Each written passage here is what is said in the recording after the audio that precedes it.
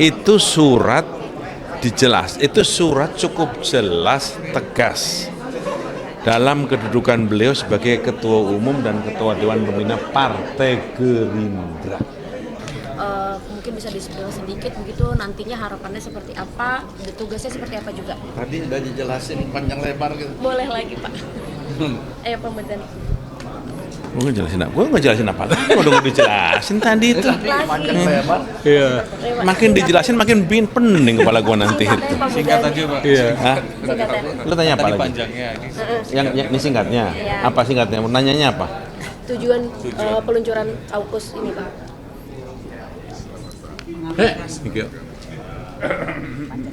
Ya ini sebenarnya kan satu lembaga yang mensinergikan bagaimana sebuah kaukus kita bisa sinergikan dengan beberapa pandangan dan pemikiran bisa disinergikan untuk kekuatan-kekuatan yang bisa kita padukan dalam kaitan apa yang selama ini menjadi concern bagi MPR, yakni 4 pilar kebangsaan. Karena itu pagi ini MPR melakukan satu kegiatan yang menurut saya cukup penting, meluncurkan kaukus kebangsaan dan pembangunan berkelanjutan, dan support itu dilakukan alhamdulillah oleh Kementerian Bappenas. Hari ini hadir Wakil Menteri Bappenas, dan hari ini kami juga didukung oleh fraksi-fraksi MPR yang ada di MPR hadir, dan nanti akan diikuti oleh seluruhnya sebagian besar untuk memberikan pandangan dan menjadi peserta. Ini adalah bentuk partisipasi dan support dari teman-teman majelis dalam kaukus ini. Goalnya adalah bagaimana pandangan mereka tentang kaukus ini, bahwa karena ini adalah bagaimana nilai Pancasila bisa memberi andil bagi pembangunan berkelanjutan. Kira-kira apa itu pembangunan berkelanjutan? Bagaimana pembangunan yang lebih berkeadilan, pembangunan yang lebih dirasakan oleh masyarakat bangsa dan Indonesia, masyarakat Harapan kita. dan goals ke depannya Pak. Ya. Selain boleh Pak. Ntar dulu Pak Tantowi yang menjelaskan ini yang lain, biar lu punya pandangan. Ini Pak Tantowi presidennya. Iya, udah lama banget nggak ngomong gini. Iya Bang, iya Bang. Iya. Lu kangen kan sama Pak Tantowi? Baik, rekan-rekan pers, yang hari ini adalah hari yang sangat istimewa sekaligus historis, di mana SDGs atau pembangunan berkelanjutan diserbu tanda kutip bersama-sama, bukan saja oleh pemerintah, NGO seperti United in Diversity, tapi juga oleh parlemen. Nah, keterlibatan parlemen ini dalam melakukan akselerasi terhadap pencapaian 17 goals dari SDGs itu sangat dinantikan selama ini, karena di gedung inilah para pengambil kebijakan, khususnya para legislator, kemudian teman-teman yang menentukan berapa anggaran yang bisa dipergunakan dalam rangka negara kita mencapai tujuan SDGs yang hanya tinggal 5 tahun lagi. Jadi SDGs itu cut off-nya tahun 2030. Tapi tadi sebagaimana disampaikan oleh Pak Wamen, hanya sedikit negara yang akan mencapainya. Nah, posisi Indonesia sekarang ini kurang lebih di angka 67% ya Pak ya. Jadi kita masih ada 33% yang harus kita capai dalam waktu yang hanya tersisa 5 tahun lagi. Nah, SDGs ini di samping kemauan politik, dukungan politik, juga dukungan anggaran. Karena setiap 17 dari program SDGs itu membutuhkan langkah politik, afirmasi politik, dan juga anggaran. Nah, kami sangat berbahagia bahwa MPR yang merupakan wadah dari seluruh wakil rakyat, baik DPR maupun DPD, terlibat. Meskipun di sisa 5 tahun terakhir, ada istilah itu lebih bagus terlambat daripada tidak sama sekali.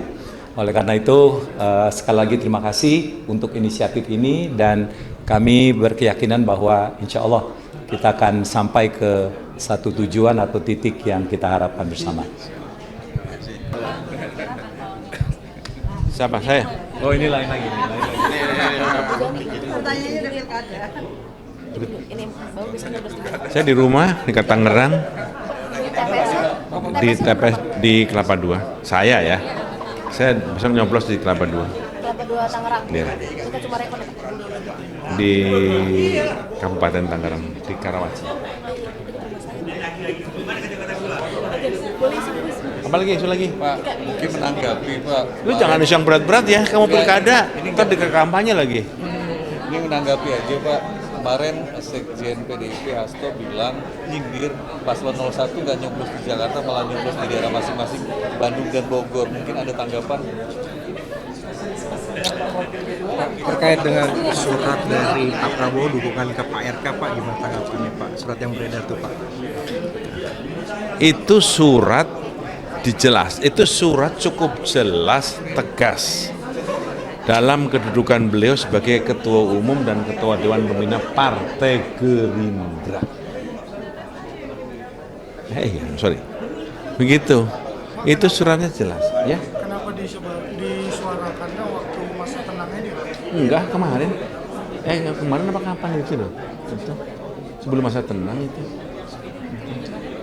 Mungkin ya, mungkin. Ada tanggapan lain nih Pak, berita lain Pak. Mungkin ada tanggapan dari Ketua MPR soal dalam seminggu terakhir ada 2 polisi melakukan penembakan, 1 polisi tembak polisi, 1 polisi tembak paskibraka. Ada tanggapannya mungkin mengevaluasi, ada usulan evaluasi soal polisi yang memegang senjata mungkin. Ya saya kira itu memprihatinkan, tapi insya Allah itu memprihatinkan, tapi saya yakin itu segera bisa diselesaikan dengan baik oleh teman-teman, oleh aparat kepolisian. Ada usulan ke Kapolri Pak untuk pengelolaan senjata api yang dipegang oleh Sebenarnya prosedur untuk kepemilikan senjata api sekarang ini sudah cukup ketat, termasuk SNP senjata api baik aparat ataupun non aparat itu sudah cukup ketat selama ini. Tapi kan namanya orang ya, kadang-kadang suka ada kekhilafan, ada suka kealpaan dan suka emosi, saya kira. Dan orang untuk mendapatkan izin pegang senjata api ada tes, ada segala macam prosedur itu dilalui. Karena yang dipegang itu menyangkut tentang keselamatan diri dan keselamatan orang lain, sehingga sebenarnya prosedur itu saya lihat sudah cukup pas, sudah cukup benar. Ada usulan dari publik pihak Polri melakukan evaluasi psikologikal prajurit yang memegang senjata dalam kurun waktu tertentu. Iya, mungkin evaluasi berkala dalam kurun waktu tertentu mungkin perlu. Mungkin, dan itu kapan waktu Polri yang tahu.